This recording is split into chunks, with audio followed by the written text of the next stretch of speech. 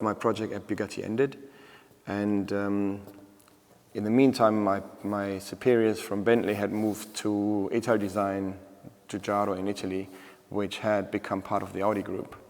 And I've been asked to come along, if I wanted to, and join them again at Italdesign in Torino.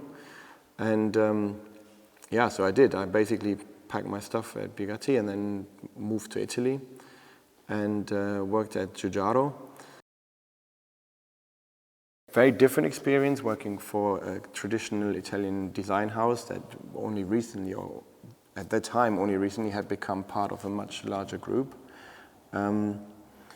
I particularly enjoyed having access to all the different brands of the Volkswagen Group. While previously at Bentley and Bugatti you're fully focused on one single brand, at Italdesign Giugiaro being part of the larger design structure and basically designing proposals for every single Volkswagen brand or group brand.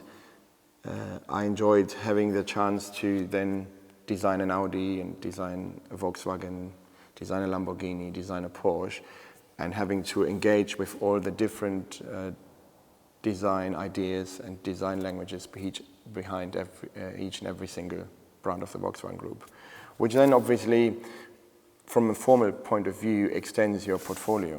While you have Volkswagen has one design direction, and then Porsche on the other hand is a complete different approach.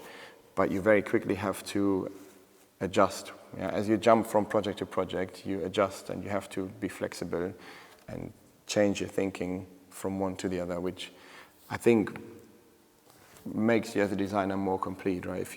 To be more adjustable to your client's needs, basically. I think one thing is important. We had, for the very first time, the opportunity to work with gesso, which is a plaster.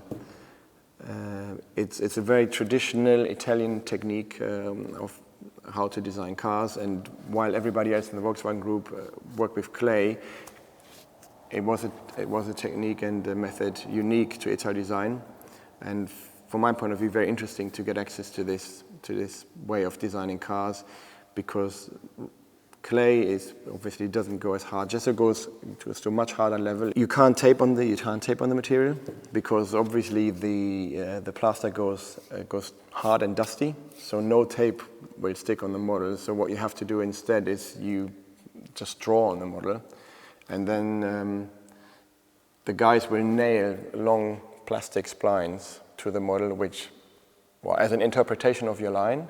And then they will work towards the spline rather than working to a tape. So it was interesting to see. It's also quite interesting for reviews because you review a white model in the Italian sun. So you kind of have to get used to looking at a glowing object, basically. But an interesting experience altogether. And then, obviously, it's a very unique experience to have access to a designer and a design icon like Giorgetto Giugiaro himself, of course, who is every day present in the studio, and you get direct access to him. You can discuss your design proposals with him. You get his feedback, and you get a very unique, a very experienced insight, obviously, in car design, and that's obviously an opportunity and experience I highly value, and which massively improves you as a designer, really.